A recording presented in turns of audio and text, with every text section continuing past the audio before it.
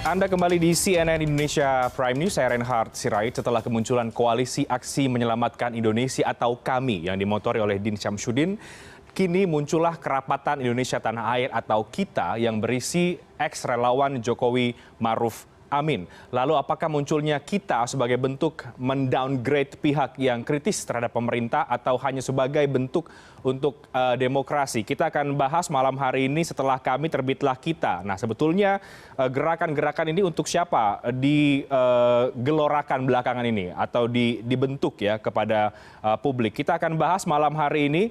Sudah bergabung bersama kami dari luar studio ada Maman Imanul Haq, Koordinator Kerapatan Indonesia Tanah Air atau KITA. Selamat malam, Kang Maman. Selamat malam, Bang Rehat. Dan ada Bung Refli Harun, deklarator dari Koalisi Aksi Menyelamatkan Indonesia atau KAMI. Bung Refli, selamat malam. Iya, selamat malam. Assalamualaikum. Waalaikumsalam. Dan di antara kita dan kami, saya ada Kang Ujang Komarudin, Direktur Eksekutif Indonesia Political Review. Selamat malam, Kang Ujang. Selamat malam, Bang Reinhard. Oke. Assalamualaikum warahmatullahi wabarakatuh. Waalaikumsalam. Baik, jadi Bapak-Bapak, pekan ini kita ada dua deklarasi. Ada kami, kemudian ada KITA. Saya ke Kang Maman dulu. Meskipun Kang Maman sudah mungkin beberapa kali menyampaikan bahwa KITA ini bukan tandingan dari kami. Tapi yakin begitu, benar Kang Maman, bahwa KITA ini bukan sebagai deklarasi tandingan dari kami yang sebelumnya Bang Refli dan kawan-kawan sudah deklarasikan? Ya, tanggal 19 Agustus, ex-relawan Jokowi Maruf Amin berkumpul untuk syukur Indonesia Merdeka ke-75 dan sekaligus jelang 1 Muharram 1442 Hijriah. Oke. Nah, saat itulah tiba-tiba secara spontan tercetus KITA, Kerapatan Indonesia Tanah Air. Dan itu menjadi filosofis sejarah bahwa pada tahun 28 para pemuda membuat kerapatan dan mengingatkan kita tentang sebuah komitmen ke tanah air kita yaitu Indonesia. Ya. Kerapatan artinya solidaritas, artinya kita menyatu, mencintai Indonesia ini, hubul watan minal iman. Mencintai tanah air adalah komitmen dari keimanan kita.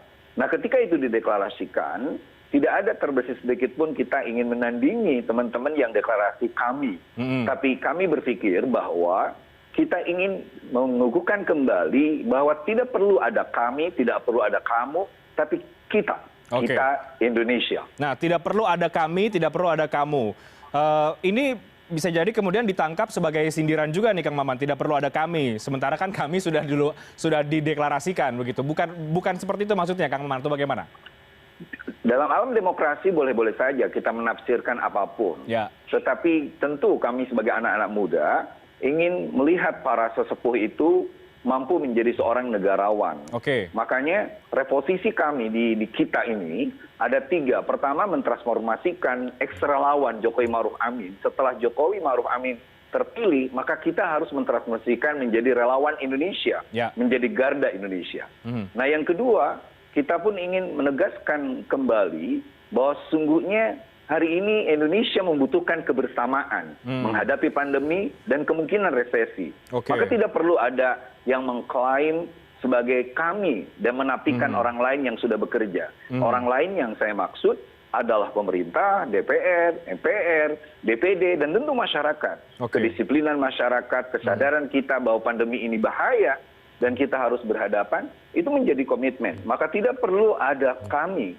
Yang perlu adalah kita Indonesia. Oke. Tidak perlu juga ada deklarasi seperti yang dilakukan oleh Bung Refli dan kawan-kawan di tengah pandemi seperti saat ini menurut Kang Maman? Konstitusi kita menghormati orang berserikat dan berpendapat. Itu yang penting bagi saya. Dan itu adalah menjadi penting bagi pemerintahan. Ada koreksi dari tokoh-tokoh seperti Pak Din, Pak Gatot. Tapi koreksi itu sesungguhnya harus diarahkan secara konstruktif dan juga argumentatif. Tidak perlu ada pencabutan mandat, tidak perlu juga ada menyalahkan seolah-olah ini hanya salah pemerintah. Bagaimanapun kita ingin mengatakan, ayo kita bergandeng tangan, koreksi mana yang betul-betul perlu dikoreksi, sehingga kita bisa membuat pemerintah ini berjalan, bekerja keras. Karena bagaimanapun, saya setuju pendapat Prof. Refli misalnya di beberapa kesempatan, bahwa demokrasi kita memang butuh kritik yang tajam, tetapi kritik yang konstruktif, yang di belakangnya itu adalah orang-orang yang memang punya data, punya fakta, dan argumen. Bukan orang-orang yang sakit hati, merasa tidak mendapat bagian, dan lain sebagainya. Nah, itu yang perlu digarisbawahi. Baik, Bung Refli merasa tersaingikah dengan adanya kita ini? Apalagi tadi Kang Maman tampaknya sudah agak-agak eksplisit menyampaikan sejumlah kritik terhadap rekan-rekan dari kami sebetulnya. Iya, soal sakit hati itu kan saya sudah bilang, kalau kemarin 700 dan sekarang 750. Oh, 750. Sudah 750 kali saya mendengarkan itu. Jadi begini, kita harus bicara mengenai konsep, ya. Jadi konsep soal division of labor, pembagian peran, pembagian tugas. Jadi kalau kita bicara tentang ada ranah negara, ada ranah society, ya. Ada political society, ada civil society. Yeah. Jadi kalau political society itu ya ada presiden, ada MPR, ada DPR, DPD, kemudian partai politik, ya. Jadi mereka bicara mengenai ketatanegaraan, salah satunya tentu adalah bagaimana berkuasa, kan begitu. Okay. Itu political society. Okay. Tapi di luar political society ada civil society yang juga memiliki peran tersendiri. Salah satu perannya adalah peran untuk memberikan gagasan, ide, ya, kepada penguasa, kepada pemerintah. Nah, gagasan dan ide itu kan sudah kami sampaikan dalam bentuk misalnya deklarasi 8 poin tuntutan itu. Dan kalau kita baca 1 dan 8 itu nggak ada bicara tentang pemakzulan dan sakit hati.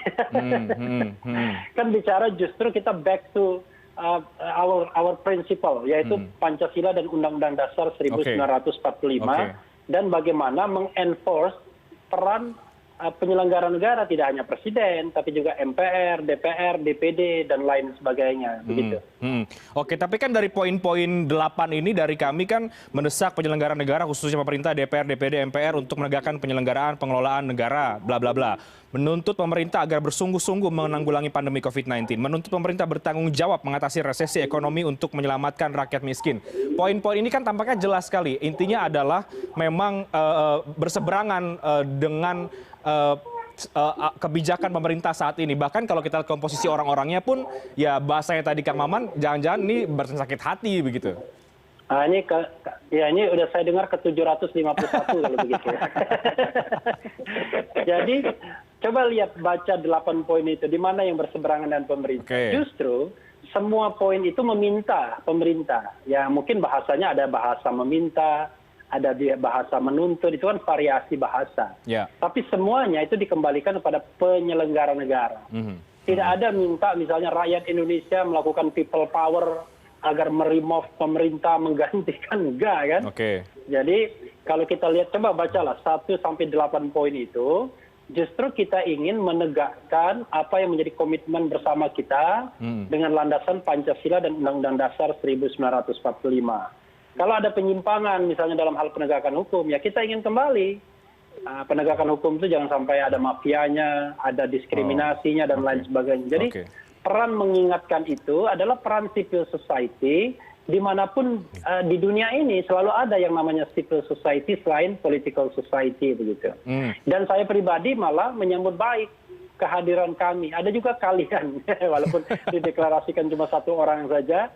Intinya adalah selain political society, kita justru harus mendorong civil society yang kuat, agar kemudian bisa memainkan peran kontrol atau peran mengingatkan kalau misalnya ada hal-hal yang perlu diingatkan dari penyelenggaraan negara, begitu. Oke, tapi baik kita ataupun kami, civil society, tapi dalam pergerakannya, apakah ini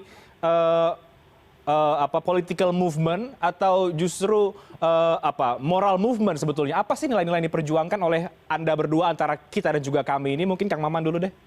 Ya, sama sebenarnya. Poin kedua dalam reposisi kita setelah mentransformasikan relawan Jokowi Amin menjadi relawan Indonesia, poin keduanya bahwa kita ini ada dalam politik kesadaran. Ada gerakan moral, ada gerakan sosial, agar kita semua betul-betul menjiwai soal Indonesia. Hari ini kita menghadapi persoalan serius soal pandemi. Hari ini kita dihadapkan oleh kemungkinannya resesi. Makanya kita mengatakan bahwa kita tidak akan pernah jadi partai politik. Itu harus digarisbawahi. Walaupun orang-orang di dalamnya ada politisi seperti saya, teman-teman PDIP, teman-teman dari beberapa partai, tetapi betul-betul tidak merepresentasikan sebagai partai politik dalam kita ini, tetapi betul-betul bergerak dalam poin sebagai politik kesadaran. Dan itu yang menjadi sangat penting. Makanya nanti sejarah akan menilai apakah gerakan kita dan kami ini, kalau ujung-ujungnya jadi parpol, kalau ujung-ujungnya adalah ingin merebut kekuasaan dan lain sebagainya dengan cara yang tidak legal, nah itu Pak Prof. Refli Harun yang akan bertanggung jawab. Beliau yang tahu persis sebagai ahli ketatanegaraan. Jadi menurut Kang Maman, menurut Kang Maman, kami bisa bertransformasi jadi partai politik. Nah makanya kita dengar dari Prof. Refli. Nah, kalau kita dari awal kita reposisi bahwa kita ini tidak akan pernah jadi partai politik. Kalaupun ada politisi yang masuk ke dalam, maka itu adalah individu-individu yang punya kesadaran untuk terus mengawal dan menjaga Indonesia. Itu yang terpenting. Bung Refli, silakan. Iya, kalau Kang Maman kan sudah ada partai politiknya, ngapain lagi mikir partai politik? Nah, Bung Refli kan belum ada. Kita harus membedakan yang namanya political movement sama moral movement. Jadi moral movement itu landasannya adalah nilai, values. Sementara political movement itu orientasinya adalah kekuasaan. Kan begitu kalau kita bicara tentang gerakan. Nah, kami ini berada pada ranah moral movement, yaitu values, nilai. Nah, nilai itulah yang akan diperjuangkan oleh kelompok civil society yang namanya kami. Nilai-nilainya apa saja, values-nya apa saja. Selain poin-poin deklarasi yang 8 tadi, nanti tentu dalam gerak langkah selanjutnya kami akan merumuskan beberapa hal. Ya, saya kasih contoh misalnya, saya ingin sekali misalnya presidensial threshold dihilangkan. Nah, itu kan values yang mau diperjuangkan. Misalnya lagi, itu yang namanya Undang-Undang ITE pasal 27 kalau bisa direvisi. Kalau tidak mungkin yang merevisinya kami sendiri, kan merevisinya DPR. Nanti aspirasinya sampaikan ke kami, ke kita melalui Kang Maman, ya kan? Karena Kang Maman DPR. Tetapi gagasan, ide, ya, pemikiran, opini itu bisa kami hasilkan. Nah, jadi yang namanya moral movement itu basisnya adalah nilai. Kalau dia sudah bergerak kepada political movement, misalnya dengan membentuk partai politik, lalu kemudian ingin merebut kekuasaan dan lain sebagainya dengan cara konstitusional tentunya. Cara konstitusional itu kan antara lain tentu dengan pemilu, kedua dengan impeachment kan, semuanya kan sah prosedural. Tetapi itu bukan porsinya moral movement. Makanya saya katakan, kalau dia bermimikri menjadi partai politik, Refli Harun keluar dari kami. Tapi bisa dipastikan Bang Refli bahwa kami tidak akan menjadi partai politik. Tapi bisa dipastikan bahwa kami tidak akan bertransformasi nanti jadi partai politik. Paling tidak itu yang saya dengar dari ketua komite kerjanya, ya, dari Din Samsudin, ya. Karena moral movement itu tentu beda dengan partai politik. Partai politik itu political movement, tapi bukan berarti orang partai politik tidak bermoral. Beda lagi nih. Kita bicara tentang sebuah garapan antara moral movement yang orientasinya nilai dengan political movement yang orientasinya adalah kekuasaan. Oke. Sebelum kita menilik lebih jauh lagi antara gerakan ataupun deklarasi kami dan kita, meskipun tadi sudah disampaikan juga oleh Kang Maman dan juga Bung Refli, saya ke Kang Ujang Komarudin. Kang Ujang, ini sudah ada deklarasi kami, ada juga kita. Semua tadi bicara soal civil society dan juga nilai-nilai yang dibawa di dalamnya. Tapi apakah kita, masyarakat hari ini butuh, Kang Ujang, ada deklarasi semacam ini, baik kita ataupun kami? Ya, saya melihat gini, banyak persoalan-persoalan kebangsaan yang hari ini harus kita kritisi. Ya kan, misalkan revisi Undang-Undang KPK, ya kan, lalu juga revisi Undang-Undang Minerba, kenaikan BPJS, dan persoalan pandemi dan lain sebagainya. Banyak ini persoalan kebangsaan kita. Oleh karena itu sebenarnya hadirnya kami itu menurut saya adalah bagian daripada, ya kan, untuk membantu menyelesaikan persoalan yang dihadapi pemerintah sebenarnya. Jadi tidak boleh juga misalkan dituduh makar, ya kan, dituduh yang macam-macam itu sebenarnya. Saya melihat kedua, kami ini kan muncul karena, mohon maaf ya Kang Maman gitu, ini kan mandul dan tumpunya oposisi. Selain karena dia minoritas katakanlah ya, yang kedua juga tidak punya kekuatan yang kuat untuk melakukan perjuangan politik bagi partai-partai oposisi itu gitu loh. Nah, lalu apa yang terjadi? Akhirnya masyarakat tidak punya harapan, mohon maaf, terhadap DPR, terhadap pemerintah. Nah, hari ini kami itu muncul. Nah, dalam konteks demokrasi, kalau menurut saya ini bagian daripada, kalau menurut saya ya, secara pribadi gitu, hal yang positif. Begitu juga lahirnya kita, hal yang positif. Jangan juga dibenturkan gitu loh, kami dengan kita, lalu menjadi sebuah problem. Nah, kedua-duanya saya rasa ingin membantu pemerintah, memberikan solusi agar persoalan-persoalan bangsa tadi, paling tidak yang saya sebutkan, dan persoalan bangsa lain, misalkan soal utang yang sudah 5.000 triliun lebih, itu juga bisa selesai, bisa tuntas. Bagaimana dengan nanti anak cucu kita, kira-kira begitu Bang Reinhardt. Nah, Kang Maman, sorry, saya ke Kang Ujang, masih Kang Ujang. Ini positif ya, baik deklarasi kami dan juga kita. Tapi ini positif, tapi apakah ini kemudian juga bisa kembali membuat polarisasi antara masyarakat yang sebetulnya pasca Pilpres sudah agak-agak mereda dengan bergabungnya partai politik, atau justru memang tadi Kang Maman katakan justru karena oposisinya secara partai politik dianggap kurang kuat sehingga butuh gerakan-gerakan seperti ini lahir. Ini lahirnya kami dan kita ini justru menambah jurang polarisasi, atau tadi itu justru sehat sebagai demokrasi? Kita bahas usai jeda berikut, kami akan segera kembali sesaat lagi. Siap.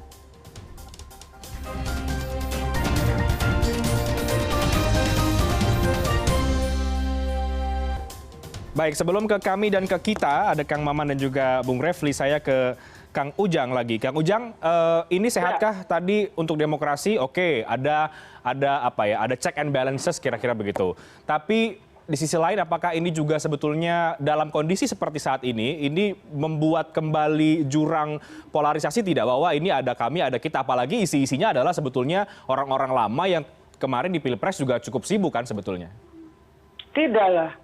Polarisasi kan terjadi karena kelompok Prabowo dan Pak Jokowi. Hari ini kan mereka sudah bersatu. Nah, kalau hari ini muncul kami itu sebagai, kalau saya, mereka itu kan katakanlah yang dituduh, misalkan tadi barisan sakit, tidak kalau menurut saya. Mereka itu kan kelompok intelektual, kelompok aktivis, yang mereka juga memiliki banyak pengalaman di pemerintahan. Jadi sesungguhnya ketika mereka ingin berkontribusi dengan cara yang lain, misalkan tadi ya, ini membentuk gerakan civil society yang kuat, itu harus kita dukung. Nggak ada salah dalam konteks demokrasi. Dan apakah akan menjadi bagian daripada proses polarisasi di masyarakat? Tidak. Saya punya keyakinan tidak. Mereka itu kan orang-orang pandai juga, orang pintar, dan orang-orang hebat. Tentu saya ingin menggarisbawahi, mereka hadir ingin membantu pemerintah gitu kan, dalam konteks yang lain gitu kan, mendorong katakanlah pemerintah agar bekerja baik. Hari ini kan kita tadi saya katakan banyak persoalan-persoalan bangsa yang hari ini belum tuntas, belum selesai, dan itu harus dituntaskan. Ini menjadi penting begitu. Nah, karena tidak ada check and balances di DPR, di parlemen itu dikuasai oleh partai pemerintah, katakanlah ini yang menjadi kekuatan pendorong kaum-kaum intelektual yang muncul dalam gerakan kami itu. Menurut saya. Kalau kita bagaimana, Kang Ujang? Kita juga kalau sama lah kalau menurut saya. Kalau memang Kang Maman dan teman-teman gitu ya melakukan sama tadi, membantu pemerintah, merupakan hal yang positif saya juga. Nah, oleh karena itu kehadiran keduanya adalah bagian daripada salah satu pendorong agar demokrasi itu hidup, bukan menambah tadi polarisasi di masyarakat. Saya punya keyakinan kalau kami itu besar gitu loh, ya itu juga akan membantu pemerintah. Lalu kalau kita juga besar, itu juga akan menolong pemerintah. Jadi dua-duanya juga tidak boleh dipertentangkan. Kami dengan gagasannya, kita dengan katakannya tadi ya, dengan ide-idenya gitu, itu juga sama-sama ingin membantu pemerintah. Nah, saya punya keyakinan, polarisasi itu tidak akan terkristal, tidak akan terbentuk dengan adanya kami dan kita ini. Justru memberikan solusi gitu, dengan caranya masing-masing. Yang satu, misalkan kami di pihak non-pemerintahan, yang kedua, kita itu lebih dekat kepada pemerintahan, kalau bahasa saya. Jadi dua-duanya bisa solutif begitu, Bang Refli ya, dan Kang Maman. Kang Maman, lebih dekat dengan pemerintahan. Kalau yang lebih dekat dengan pemerintahan, solusinya membantunya seperti apa lagi, Kang Maman?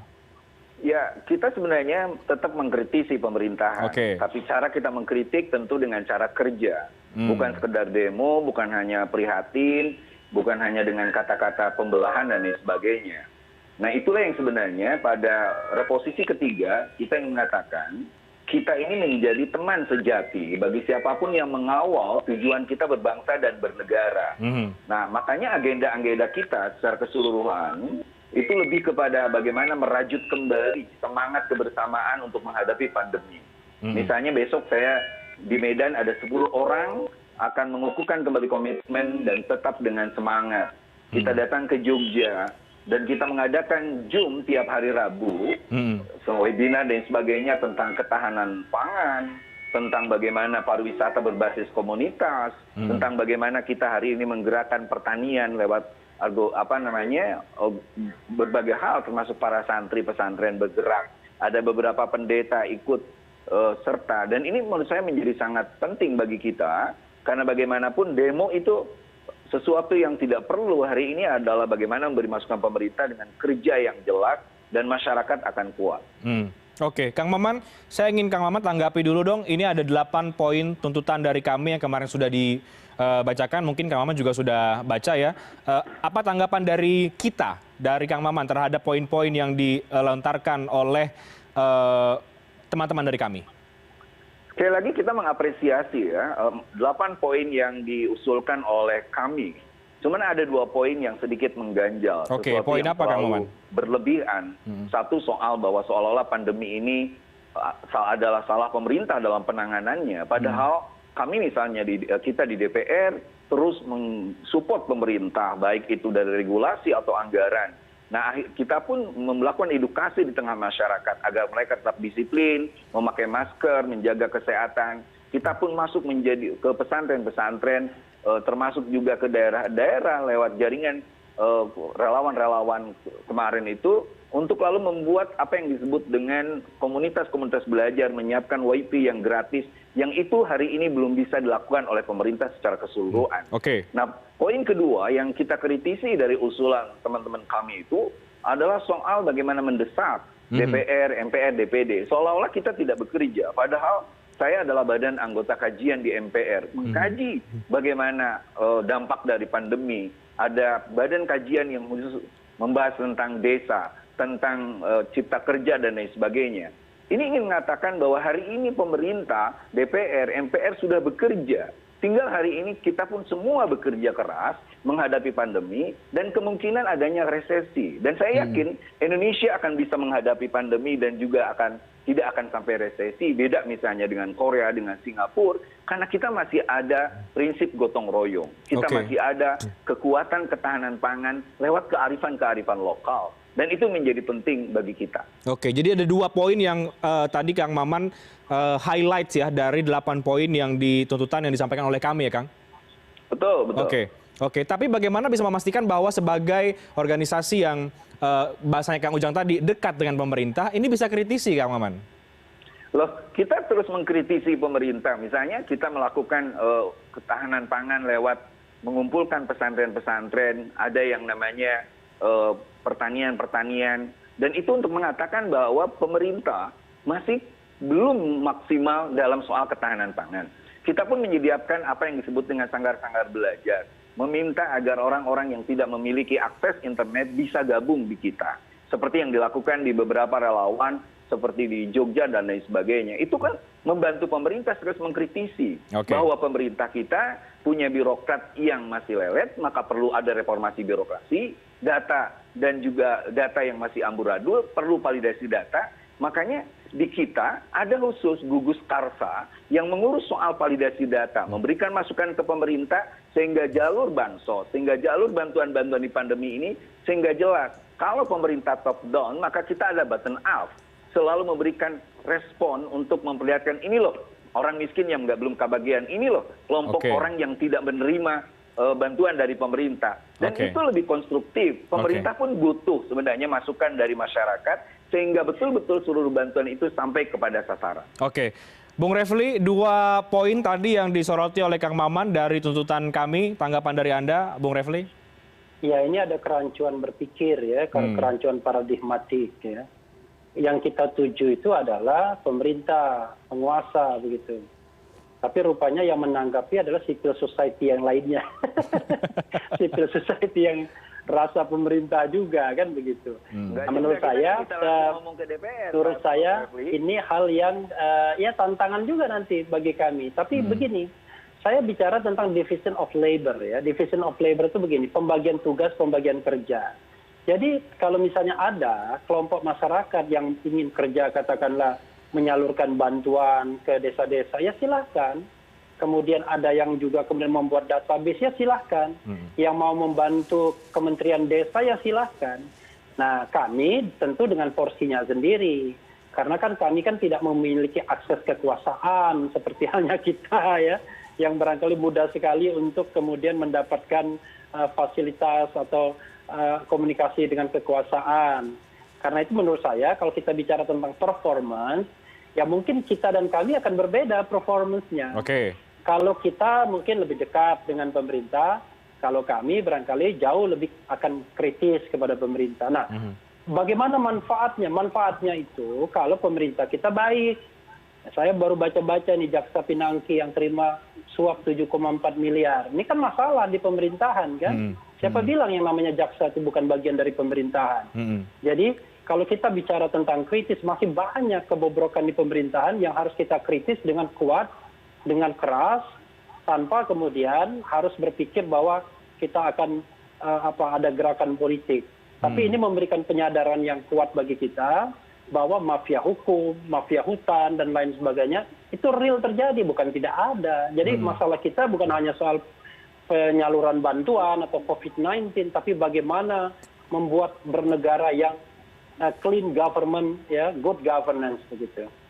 Oke. Nah, tapi kami ini nanti seperti apa? Apakah kemudian memang hanya akan ada di era Presiden Joko Widodo yang memang mungkin hanya di periode terakhir ini, atau nanti setelah ini presiden siapapun kami akan tetap ada dan akan tetap kritisi seperti ini begitu, Pak? Ya, kita kan tidak bisa memikirkan masa depan ya. Yang kita pikirkan adalah saat ini eksistensi kami adalah kelompok civil society yang kemudian akan menelurkan ide, gagasan-gagasan yang terkait dengan bidang-bidang sosial, ekonomi, politik, hankam, dan lain sebagainya, sesuai dengan kemampuan kami tentunya. Kan tidak semua kita punya expertise di sana. Nanti ide dan gagasan itulah yang akan disampaikan kepada pihak-pihak yang berkepentingan, tidak hanya kepada pemerintahan Jokowi, bisa juga ke MPR, ke DPR, ke DPD, ke MK, ke MA, ya kan, semua stakeholder yang memang berwenang, berkuasa untuk menelurkan sebuah kebijakan atau keputusan. Pasca Presiden Jokowi nanti ya kita lihat mudah-mudahan bisa sustainable sebagai gerakan moral force. Tapi kalau bermimikri menjadi political movement, ya saya katakan saya pasti akan menarik diri kan begitu. Karena itulah komitmen moral saya adalah untuk menjaga bahwa kami ini tetap pada aras moral movement, dan perjuangannya adalah perjuangan nilai, bukan perjuangan untuk mendukung seseorang atau menaikkan seseorang. Kan begitu. Kang Ujang melihat aromanya ini benar aroma moral movement tidak kedua-duanya? Iyalah, kita positif saja. Oh, gitu positif kan? Saja kalau ya. Memang benar. Ketika ada kaum intelektual, para aktivis, anak bangsa gitu, yang peduli terhadap bangsanya, membentuk kami, lalu membentuk kita, itu kan hal yang positif yang harus kita apresiasi. Tentu tadi kata Bang Refli ya, pembagian tugas itulah sebenarnya. Nah, sesungguhnya yang paling penting di hari ini, di bangsa ini, ketika misalkan partai politiknya sudah dikuasai oleh pemerintah, gitu ya, hanya menyisakan PKS, itu pun kadang-kadang kalau terkait dengan misalkan penambahan jabatan pimpinan MPR lalu juga ikut juga gitu ya, tidak menjadi oposisi gitu.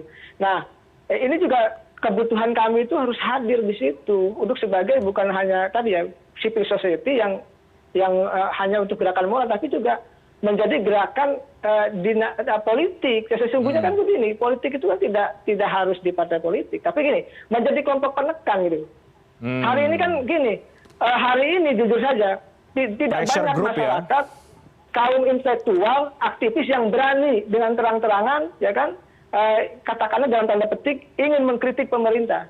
Nah, hari ini tuh kami itu penting gitu loh keberadaannya. Jadi jangan juga dinafikan, jangan juga misalkan dibusuk-busuki atau diretas Twitter, IT dan lain sebagainya. Ya, ini sebenarnya positif bagi bangsa ini. Oleh karena itu saya bilang bukan hanya tadi gerakan sipil society yang paling penting di bangsa ini dalam konteks pemerintahan Jokowi hari ini, tapi juga bagaimana menjadi kelompok penekan gitu. Karena apa? Partai politik sudah tidak hadir dalam konteks perjuangan rakyat. Mohon maaf Bang Mamang ya. Karena apa? kami merasakan ya sebagai rakyat kecil ya, kami di dunia kampus gitu, banyak keluhan gitu, banyak persoalan, banyak aspirasi yang tidak diserap oleh DPR dan pemerintah. Kita tuh menangis. Kemarin saya sekitar 2 bulan yang lalu, ini cerita saja ya, ada pembantu saya, lalu sepupunya itu melahirkan, lalu suaminya kena PHK, tidak bisa makan, melahirkan dalam keadaan tidak punya uang. Ini kan miris loh. Ini bagian persoalan bangsa harus kita selesaikan gitu loh. Ini ada rakyat yang tidak bisa makan, suaminya di PHK, dia sedang melahirkan. Kan ini miris bagi kita semua. Oleh karena itu hari ini ada momentum gitu loh. Adanya kami, adanya kita ini sesungguhnya memberi kekuatan dorongan kepada pemerintah. Ya kalau pemerintah jalannya salah, ya kan, atau ugal-ugalan, atau ada abuse of power, ya kita luruskan.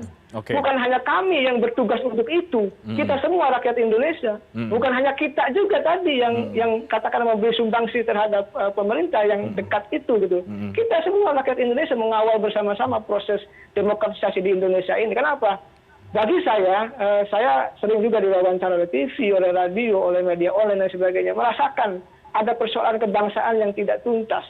Ada masalah-masalah kebangsaan yang hari ini makin memburuk gitu. Nah, ini tugas Kang Maman ya, yang saya rasa beliau sebagai anggota DPR yang tentu punya komitmen besar untuk mendukung rakyat dan dalam konteks pembangunan bangsa dan negara ini. Jadi sesungguhnya kita penting kehadiran kami dan kita itu. Gitu. Oke, Kang Maman, tanggapan Kang Maman dari apa yang disampaikan oleh Kang Ujang tadi. Jadi begini, kalau kemudian lahir gerakan seperti ini karena memang secara politik, Kang Maman kan juga politisi dari partai politik juga. Ini tidak ada lagi saluran aspirasinya karena hampir semua partai politik sekarang ada di kubunya Kang Maman ini di pemerintahan. Ya, tentu saya setuju apa yang dikatakan oleh Kang Ujang bahwa kita perlu terus mengkritisi jalannya pemerintahan. Tapi tentu jalur kritik kita adalah prinsip bernegara itu berkonstitusi. Maka konstitusi itu yang harus kita kawal bersama. Pemerintahan ini ibarat sebuah gerbong kereta api, di mana kereta api itu harus terus ada di jalur konstitusi. Nah, selama dia di jalur konstitusi dan bekerja, kita harus mendukung di dalamnya. Seperti itu. Yang kedua, ini pun menjadi hal yang menarik, bahwa sungguhnya partai-partai politik pun telah bekerja, DPR, MPR, DPD, dan semua lembaga negara bekerja. Tetapi jujur, perbedaan penting antara kami dengan kita adalah, kalau kami seperti Pak Refli barusan bekerja untuk hari ini, tetapi ada masa lalu. Kelompok orang-orang yang mungkin punya masa lalu. Kenapa misalnya Jenderal Gatot tidak berpikir secara konstruktif ketika jadi Panglima? Kenapa Pak Din yang punya kesempatan itu dulu tidak melakukan itu? Nah, kalau kita jelas, kita berdiri hari ini untuk menatap masa depan. Bahwa hari ini kita menghadapi pandemi, bahwa hari ini kita, kata Kang Ujang tadi, menghadapi persoalan kebangsaan, tapi ingat bahwa kita pun harus menjadi negara yang maju. Keluar dari pandemi ini, perhadapan krisis dan lain sebagainya, dan poin tuntutan kita terhadap pemerintah sudah jelas. Pertama, reformasi birokrasi. Yang kedua, harmonisasi, koordinasi, dan komunikasi antar kepala lembaga pemerintahan. Dan yang ketiga adalah validasi data. 3 poin itu kita ungkapkan lewat apa yang disebut dalam kami dengan gugus karsa. Sehingga di beberapa tempat kita langsung bisa menyalurkan langsung ke kementerian, bisa lewat DPR, karena jalur-jalur komunikasi itu lebih mudah. Tidak lewat hanya sekedar media sosial, toh kita bisa langsung hari ini. Zamannya Jokowi ada zaman keterbukaan, zamannya Jokowi ada zaman di mana kita bisa mengungkapkan apapun lewat langsung. Saya bisa telepon para menteri, kita pun bisa langsung ngomong dengan pimpinan DPR, MPR. Ini kesempatan bagi orang-orang hebat di kami untuk lalu lebih mudah memberikan masukan kepada anak-anak muda yang kebetulan hari ini memimpin lembaga-lembaga negara. Itu yang penting menurut saya. Oke, Kang Maman, saya ingin Kang Maman menanggapi juga, karena tadi juga di-mention soal Pak Gatot ya. Kemarin Pak Gatot juga sempat menyinggung ini karena bicara soal Indonesia ini ada proxy war begitu yang diperburuk karena berkembangnya oligarki kekuasaan. Tanggapan Kang Maman seperti apa? Sekali lagi, kritik-kritik yang konstruktif itu bagus. Kita mengkritisi agar partai politik lebih banyak untuk memperkuat kaderisasi, memperkuat kembali ideologi kebangsaan. memperkuat kembali bahwa kita sudah punya Pancasila yang menjadi idul kebangsaan dan mengukuhkan untuk memegang NKRI. Saya rasa kritik-kritik itu baik, tetapi tidak perlu lalu menakut-nakuti seolah-olah masih ada bahaya-bahaya ideologi yang lain. Karena sungguhnya yang menghancurkan Indonesia itu bukan orang lain, tetapi ketakutan dari diri kita sendiri yang karena dia tidak memiliki dalam tanda kutip akses kekuasaan, akhirnya dia seolah-olah negara ini akan hancur, pemerintahan ini tidak bekerja, lembaga negara seolah tidak ada. Itu salah. Bahwa ada yang perlu dikoreksi, koreksi. Bahwa ada yang menyimpang, kita luruskan. Dan itu yang terpenting, sehingga masyarakat betul-betul merasa bahwa gerakan ini betul-betul gerakan moral. Kami tidak ingin gerakan apapun, ya, kami atau apapun, itu dalam bahasa Sayyidina Ali sebagai gerakan yang kalimatul haq urida bihal batil. Kebenaran yang didengungkan, tetapi di belakangnya ada agenda yang hanya mampu mengkritisi, tapi gagal memberikan argumen yang konstruktif. Oke, nah Kang Ujang, kita break terlebih dahulu, Kang Maman dan juga Bung Refli. Usai jeda saya akan Kang Ujang, ini kita bicara ke depan kemudian Kang Ujang, agar civil society ini, baik kita ataupun kami, tidak dicap atau distigma sebagai yang satu adalah corong pemerintah, yang satu adalah barisan oposan begitu. Oke, nanti dijawab oleh Bang Refli juga. Dijawab juga oleh Bang Refli. Kita break terlebih dahulu ya, kami akan segera kembali sesaat lagi.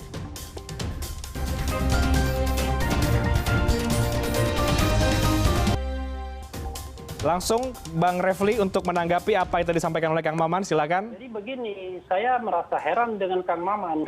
Kenapa heran? Tadi menyerang kami terus ya kan. Oke. Karena begini, kalau kita bicara tentang civil society ya, saya sudah katakan civil society itu ada division of labor. Kalau kita orientasi sosial ekonomi politiknya seperti yang Kang Maman katakan, ya silahkan. Tapi kami punya orientasi sendiri. Jangan sampai kita mengalami tragedi civil society ya yang terjadi pada era otoritarian. Apa itu? Yaitu negara menciptakan satu civil society untuk menghantam civil society lainnya. Jadi secara sengaja diciptakan satu civil society agar civil society lainnya itu bisa diadu. Nah ini tidak produktif bagi kita berbangsa dan bernegara. Dan menjalankan peran social control kita sebagai civil society. Karena begini, civil society itu bukan the state, bukan negara yang punya fasilitas, yang punya financial resources, yang menguasai semua state aparatus. Dia kekuatannya hanya moral. Karena kekuatannya moral, maka adanya di ide dan gagasan. Dia tidak menggantikan fungsi negara. Jadi kalau misalnya disuruh membagi sembako ke daerah-daerah dan lain sebagainya, ya itu kan fungsi NGO kalau misalnya dibawa di luar state. Tapi ini adalah sebuah perkumpulan gagasan, ide, agar kemudian bisa memberikan kontribusi, terutama pemikiran kepada kebaikan bangsa dan negara, dan terutama mencegah penyimpangan-penyimpangan the state atau penguasa atau pemerintah yang dalam bahasa Kang Maman seolah-olah everything is okay. Padahal kan kita katakan enggak, everything is not okay right now. Jadi ada beberapa hal yang harus kita kritisi, baik dalam bidang politik, ekonomi, sosial, budaya, hukum. Contohnya banyak, Undang-Undang Minerba dan lain sebagainya, Jaksa Pinangki dan lain sebagainya, Joko Chandra dan lain sebagainya, dan lain sebagainya. Termasuk minus 5% dalam pertumbuhan ekonomi. Itu semua memberikan concern bagi kita untuk berperan sebagai civil society. Dan soal motivasi masa lalu dan lain sebagainya, kita kan berbaik sangka Kang Maman ya. Jadi kita tidak perlu kemudian mengungkap atau mengutak-atik masa lalu orang. Yang penting adalah apa yang dilakukannya, apa yang diperbuatnya hari ini, apakah konstruktif atau tidak. Kalau kita bicara masa lalu, Umar bin Khattab lebih dajjal daripada kita semua. So, ketika dia enlightened, tercerahkan, dia bisa memberikan sebuah pemikiran, tindakan yang baik bagi Islam dan peradaban. Sebelum nanti direspon oleh Kang Maman, Bung Refli mengatakan bahwa kita berpotensi untuk menjadi organisasi yang dibentuk secara sengaja untuk melawan organisasi yang sudah ada, dalam hal ini adalah kami? Saya khawatirkan begitu. Jadi kenapa Anda bisa kemudian berpikir bisa dikhawatirkan seperti itu? Karena narasi-narasi yang disampaikan Kang Maman itu adalah narasi yang selalu menyerang dan menegasikan kami. Padahal kan kami tidak pernah menegasikan kita. Karena kita mengatakan division of labor. Silakan kita bekerja, biarkan kami bekerja. Jadi soal the effectiveness, saya hanya berdoa mudah-mudahan kita efektif. Kami juga efektif. Maka nanti goalnya, objektifnya kebaikan bagi bangsa dan negara ini. Tapi kalau kita bicara tentang paradigma berpikir, kita itu tidak boleh menyamakan antara bangsa, negara, dan penguasa atau pemerintah. Bangsa dan negara itu harus remain tetap, ya, tidak pernah berubah. Tapi kan penguasa, pemerintah kan bisa berubah. Sekarang Kang Maman bagian dari pemerintah partainya. Besok bisa saja oposisi, ya kan? Karena yang namanya pemerintah itu bisa saja bergulir kapan saja dan tidak harus menunggu jadwal pemilu. Hari ini pun bisa PKB memutuskan keluar dari koalisi pemerintah dan kemudian statementnya tiba-tiba setiap saat mengendorse kami. Bisa jadi begitu karena politik itu dinamis. Tapi yang paling penting kita hormati division of labor, pembagian kerja di antara kita. Begitu Kang Maman. Kami juga bisa dong berarti kayak gitu, Bung Refli. Kenapa? Artinya kami juga bisa juga nanti kalau kemudian tiba-tiba orang-orangnya, kita kan politik dinamis, kemudian ada yang masuk ke pemerintahan atau di 2024 kemudian bertransformasi begitu, artinya bisa juga dong. Ya, kita harus lihat jati diri sebuah civil society. Baik. Kalau ada orang-orang dalam civil society itu kemudian direkrut ke pemerintahan, maka dia harus dilepas. Kenapa? Karena kemudian civil society itu tidak bisa lagi memelihara jarak dengan kekuasaan. Karena kalau civil society tidak bisa memelihara jarak dengan kekuasaan, maka dia tidak bisa dibedakan antara civil society sebagai pengontrol dengan agen dari negara untuk kemudian melaksanakan tugas-tugas yang mungkin dititipkan negara kepada kelompok-kelompok tertentu begitu. Baik, Kang Maman, bagaimana tanggapan Anda soal kemudian dikhawatirkan kita ini dibentuk secara sengaja? Nah itu tentu kami tidak terima. Sekali lagi kita ini spontan dideklarasikan karena ada kesadaran untuk terus menggerakkan potensi-potensi kebangsaan kita, nilai-nilai gotong royong dan kebersamaan. Sekali lagi kita tidak pernah ada pesanan dibentuk dan lain sebagainya. Ada teman-teman budayawan, seniman, ada habaib, ada beberapa tokoh ulama yang memang sudah bergerak untuk terus mengatakan bahwa kita tetap harus menjaga Indonesia ini, menjaga optimisme, menjaga masa depan. Itu poin pertama. Yang kedua, paradigmanya itu harus dirubah. Teman-teman NGO misalnya tidak boleh hanya menjadikan pemerintah itu state atau penguasa itu sebagai common enemy, sebagai musuh bersama. Hari ini kita punya kesempatan di mana alam demokrasi kita lebih terbuka. Masa-masa otoritarisme itu telah berlalu, di mana hari ini kita bisa mengkritisi dengan gampang, konstruktif. Why not? Kenapa kita tidak lalu melakukan itu? Tidak ada yang ditangkap, tidak ada yang dipersekusi dan sebagainya. Kecuali orang yang memang ingin menghancurkan negara ini. Seperti itu. Nah makanya saya ingin meralat apa yang dikatakan Prof. Refli misalnya, bahwa kita nyerang, bukan nyerang, kita tidak pernah nyerang. Kami menyerang siapapun. Ini anak-anak muda berkumpul, merasakan kegelisahan, kita tidak ingin kebersamaan yang harusnya kita miliki dalam menghadapi pandemi ini, tiba-tiba sedikit terhalangi atau tertutupi oleh kelompok-kelompok orang yang seolah-olah pemerintah tidak bekerja, lembaga negara tidak ada, partai politik tidak bereaksi, dan lain sebagainya. Nah kita harus menyamakan suara untuk Indonesia. Walaupun kita misalnya berbeda, saling mengkritisi secara konstruktif, itu nggak ada masalah. Apakah saya sebagai bagian dari pemerintah misalnya tidak mengkritisi pemerintah di Komisi 8, lihat jejak online saya, pernyataan-pernyataan saya tentang reformasi birokrasi, tentang validasi data, tentang bagaimana banyak hal yang harus dijalankan oleh pemerintahan. Inilah pentingnya kita untuk terus, saya setuju Kang Ujang tadi, dan tentu kita setuju Prof. Refli, bahwa demokrasi ini harus diisi oleh kekuatan-kekuatan data, oleh argumen-argumen fakta, tetapi dengan syarat kita menjaga komitmen kebangsaan kita, lalu kita ingin menuju ke depan secara optimisme. Saya yakin Indonesia akan bisa melewati pandemi ini dan akan bisa mengatasi resesi yang akan datang. Ada satu data yang ingin saya sampaikan, begitu biar buat kita semua ya. Kalau dikatakan negara kita ini baik, demokratis dan lain sebagainya, itu justru Freedom House mengatakan sejak 2016 negara kita itu turun dalam hal demokratisasi. Sekarang kita bukan lagi negara bebas, tapi separuh bebas atau partly free. Jadi ini penilaian yang sangat objektif. Satu. Yang kedua, kalau tidak ada yang dipersekusi, yang tidak ada dilaporkan dan lain sebagainya, nggak betul juga. Karena penggunaan undang-undang ITE cukup masif ya. Kita sekarang ini kan harus hati-hati kalau berada di posisi dalam tanda kutip berbeda dengan pemerintah, maka konsekuensinya kalau kepleset ngomong itu bisa diproses. Itu yang saya katakan sebagai reformasi. Silakan Kang Maman. Bahwa ada mentalitas. aparat hukum yang masih mentalitas Orde Baru. Itu yang harus digarisbawahi. Makanya kita harus bareng-bareng. Itulah yang untuk menjadi kerja kami untuk kemudian menggarisbawahi agar tidak ada di bagian dari kekuasaan itu yang seperti itu. Kang Maman. Ya kan begitu. Karena itu division of labor. Di titik ini kan kita sama. Sama-sama kita kritisi penegak hukum. Oke, saya ke Kang Ujang. Kang Ujang, agar kami dan kita ini efektif ke depan berkolaborasi dengan caranya masing-masing, bergerak dengan caranya masing-masing, apa yang harus dilakukan oleh kedua organisasi atau gerakan ini?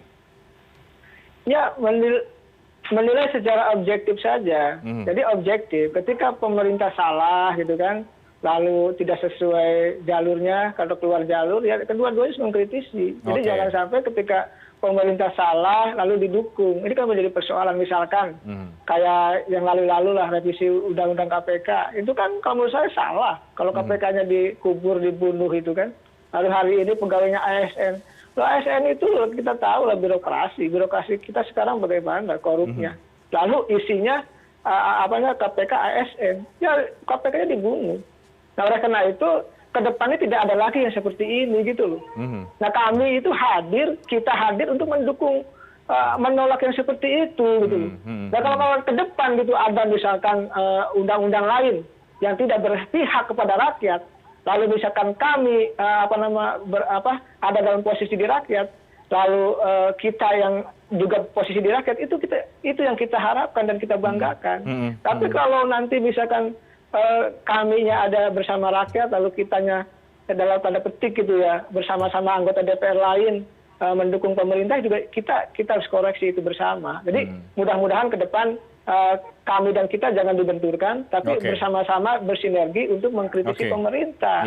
Karena tadi pemerintah hari ini butuh juga kritikan, butuh juga masukan gitu, butuh data-data argumen yang kuat dari civil society yang dikatakan oleh Bang Refli Harun tadi. Jadi kalau tadi posisinya mandul, tumpul, lalu tidak ada check and balances, maka kekuatan rakyat lah yang harus bergerak. Gitu. Bergerak apa? Mengkritisi jalannya pemerintahan, begitu.